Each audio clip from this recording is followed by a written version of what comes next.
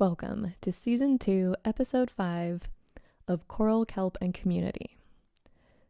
This week, I have the pleasure of speaking with Pooja Sharma, a lawyer for the Keystone Species Alliance. And yes, this episode was supposed to air a couple weeks ago so that it would sit comfortably between World Plankton Day and World Polar Bear Day. But alas, sometimes life has other plans, and I am using this as an opportunity to remind all listeners to not wait for perfection when working on something you care about, and that sometimes it really is better late than never. So let's talk Keystone Species.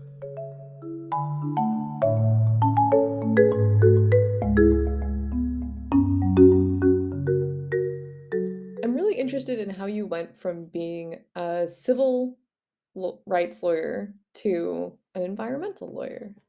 Yeah, it was really by chance. I was working at a corporate law firm focused on helping nonprofits and social enterprises, co-ops. Um, and from there, we got Keystone Species Alliance as a nonprofit client to help them get incorporated.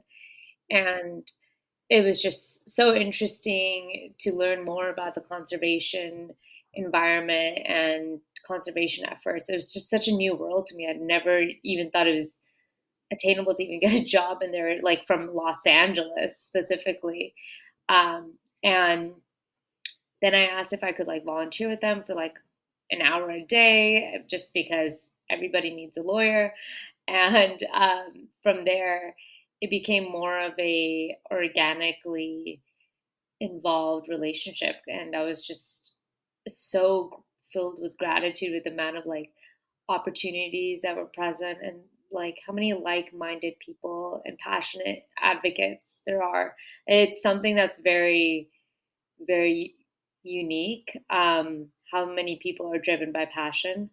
And um, it's just also such an honor that, like, coming from civil rights where I'm like representing people, I'm not representing the earth and non-human species that are wouldn't be here, or that would be here and probably would be here in more numbers if it wasn't for us.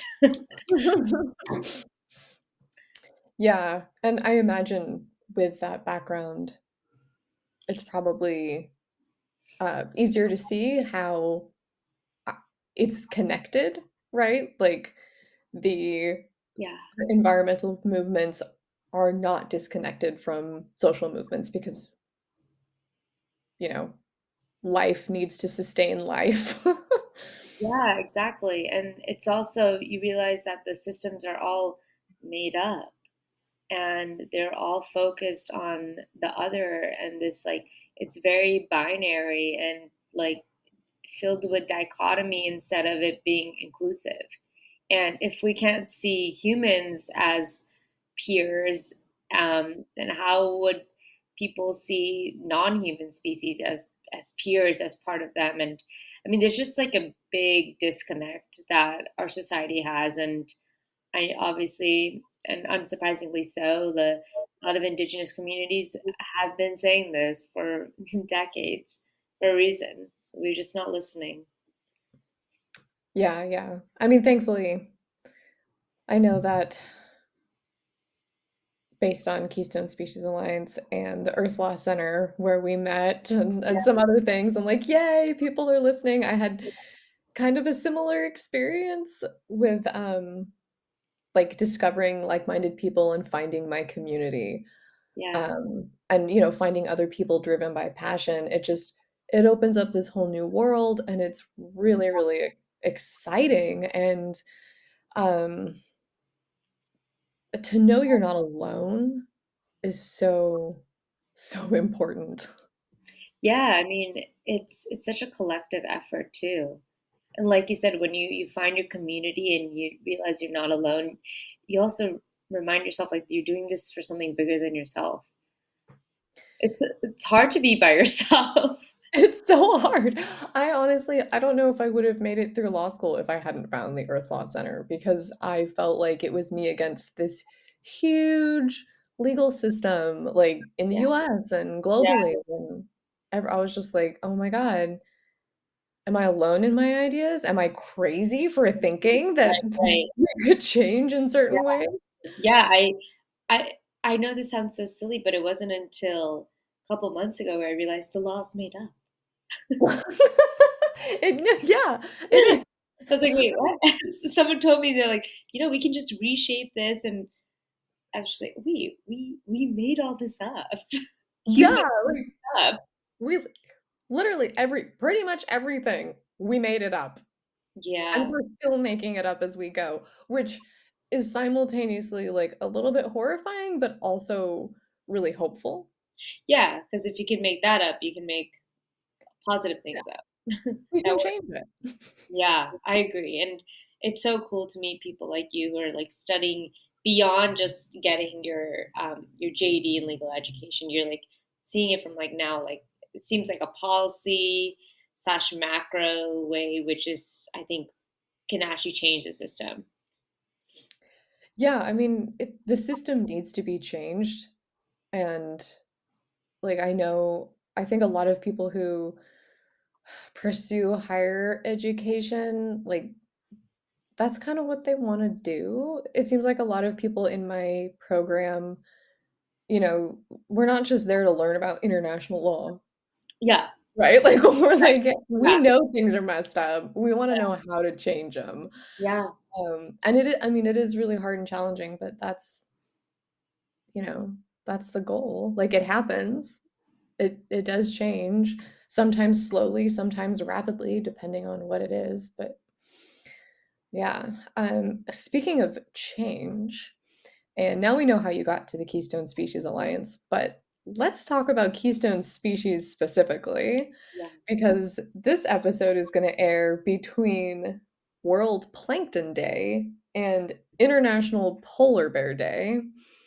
And I googled it. Both of them are keystone species, which I think is really cool because it shows you that you can have a teeny tiny keystone species and the charismatic megafauna that everybody loves. yeah. So, do you want to define a keystone species for our listeners? Yeah, I am by no means a scientist, so and that's also the interesting thing is there is no one definition of keystone species yet. And one of the goals of the co-founder of Keystone Species Alliance, Julia Jackson, is to create that kind of definition so people know, oh, this is a species that we need to conserve, not just because they're cute, but because of the function that they provide. But that aside, have we have come up with our own definition where keystone species are species that are integral to the ecosystem that they're in, and that's because of the function that they provide to that ecosystem. So whether that's a pollinator, an apex predator, or fungi, it's integral, and removing that species would detrimentally affect the not I was going to say the energy, but the the total food web of the ecosystem that they're a part of, leading to a trophic cascade.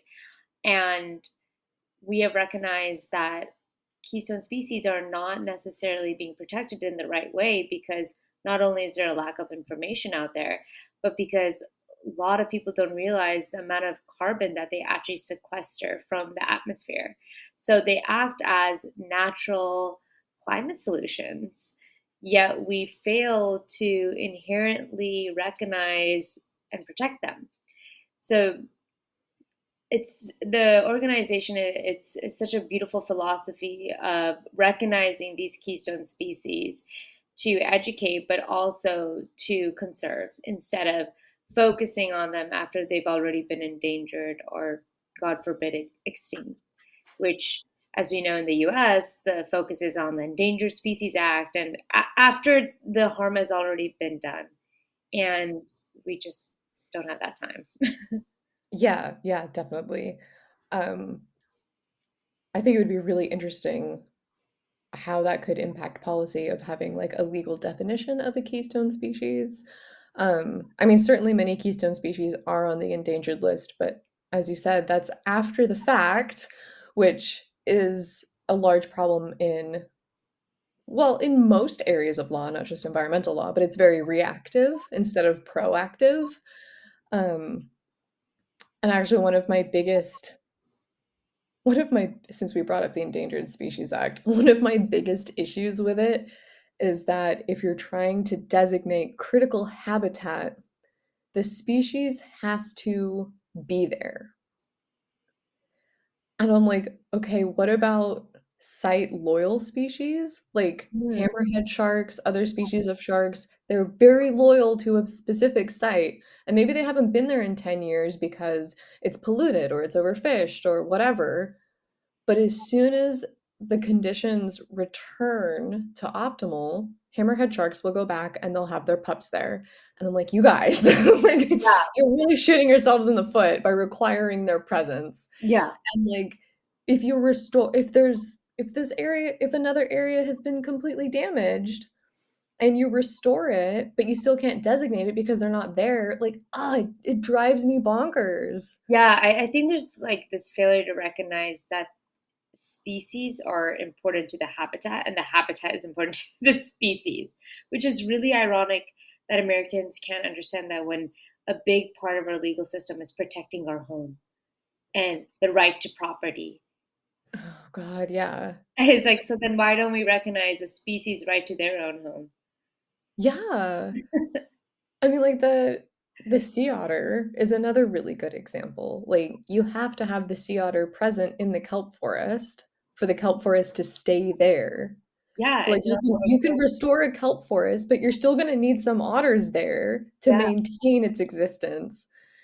And yeah, I mean there have been some really good successful sea otter reintroduction programs. Of course, Canada has had more success than the United States. Surprise, surprise. But at least it's happening.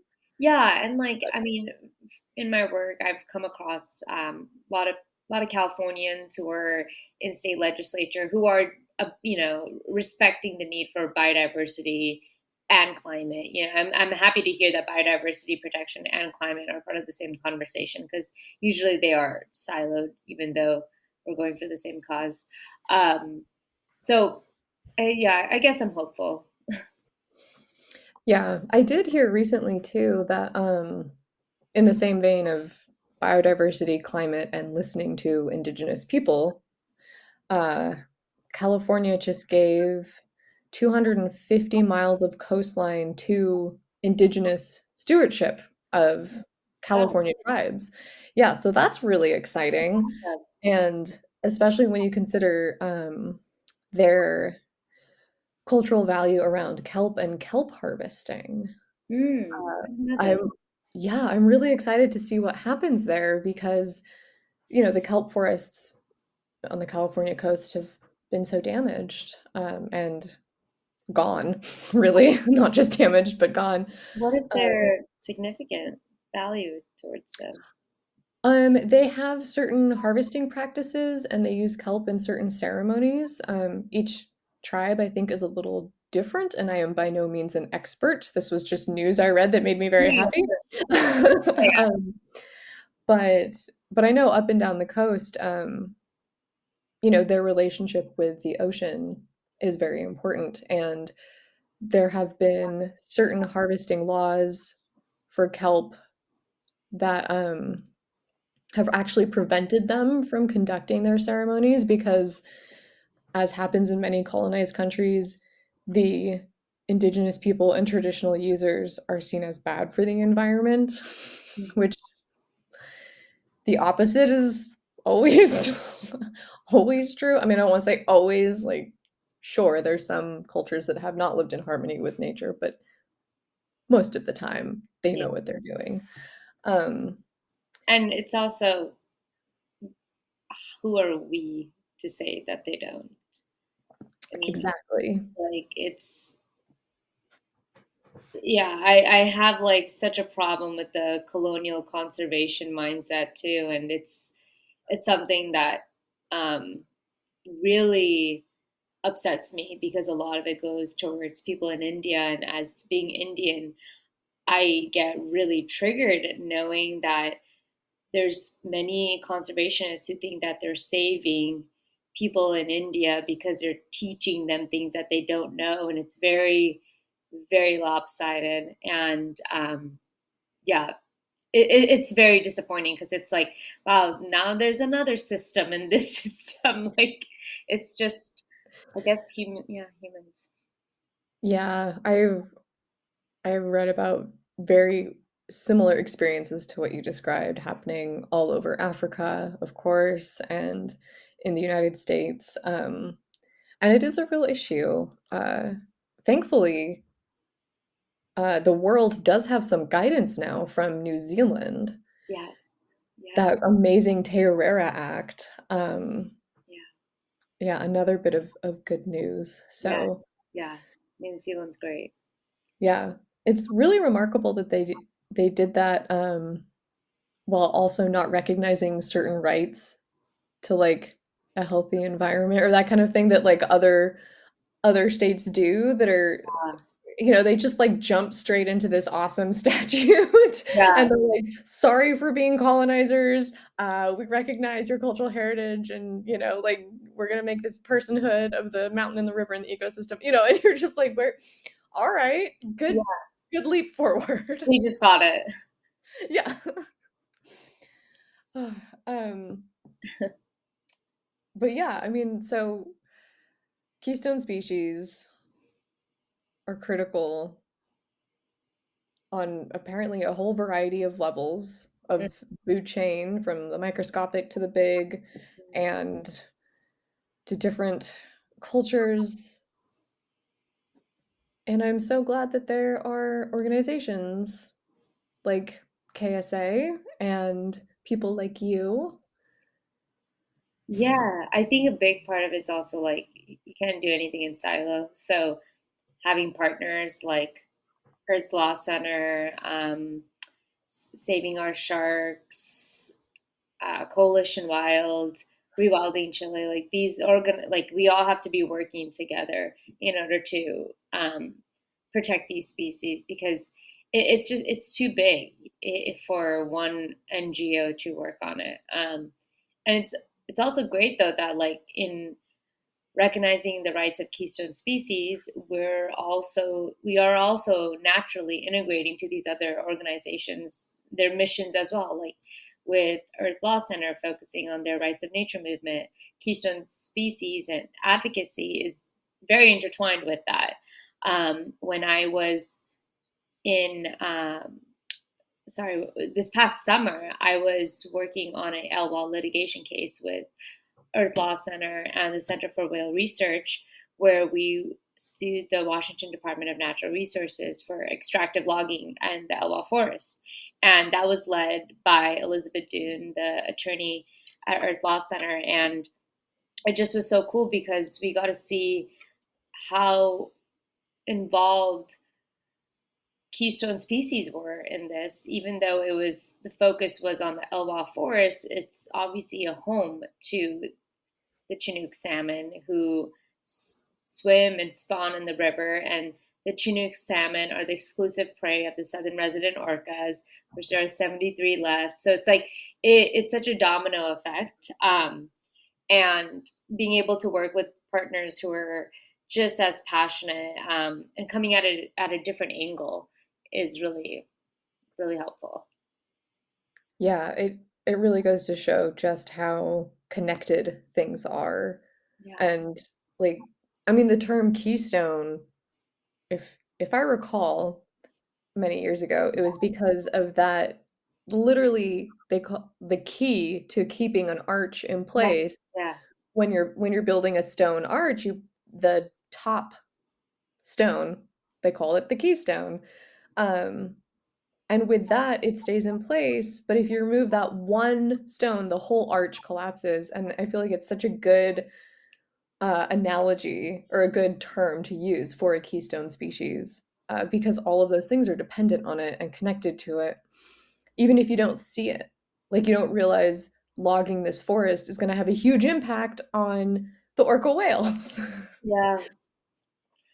And I think that's been like a big struggle and not only for our organization, but I'm sure for a lot of conservation nonprofits, is how do we connect humans to something that they can't see? If we're living in this anthropocentric world right now, how do we connect them to the sharks that they can't see? And I Yeah. think by art. Yeah, I mean it's really interesting to figure out how to make those connections and how to make it uh tangible Yeah. in a way. Like some of them are easy, right? People can grasp really quickly that, orca eats salmon and salmon need to swim upstream to spawn and reproduce. And so the stream needs to be healthy, thus the river needs to be healthy. But then there are things that are maybe not disconnected, but connected by more degrees. And Yeah. so it requires like more explanation and more, like maybe a little bit more science. Like, I don't know, are sharks and mushrooms connected? Probably. Yeah, Like, maybe like their vibrations of being like very intuitive. yeah, like we just don't. I mean, maybe there's a scientist listening that knows. Please tell us. But like maybe we just don't know because there's also so much of the way that science has been applied and used to study things that also has somewhat created niche knowledge, um, Yeah, that's such a good and point. Yeah. and like siloed nature a little bit. And it's like, well, what happens if this thing on land happens? How does that impact the sea and vice versa? Hmm. Um, so yeah, it gives people who are working in that field a bit of a communication challenge Yeah. sometimes. Yeah, and how do you translate that to layman language so people can understand it and do something about it? Yeah, totally. Um, well, speaking of doing something about it, should I be sending our listeners to any particular website? Yeah. So Keystone Species Alliance, we have our website at just keystonespeeciesalliance.org. We have a social media presence on Instagram, Keystone Species Alliance. And if any of your listeners are interested in getting more involved, we, of course, have volunteer opportunities and also a fellowship program that I'm creating and leading. And that fellowship program is focused on supporting on the ground research for scientists, biologists, uh, enthusiasts to conserve keystone species. So currently we have two fellows, one being Callie from the Leatherback Project, where she's studying and conserving the leatherback turtles in Panama, and the other being Zach from Zach, who we met through Coalition Wild, who's studying African savanna elephants in Kenya.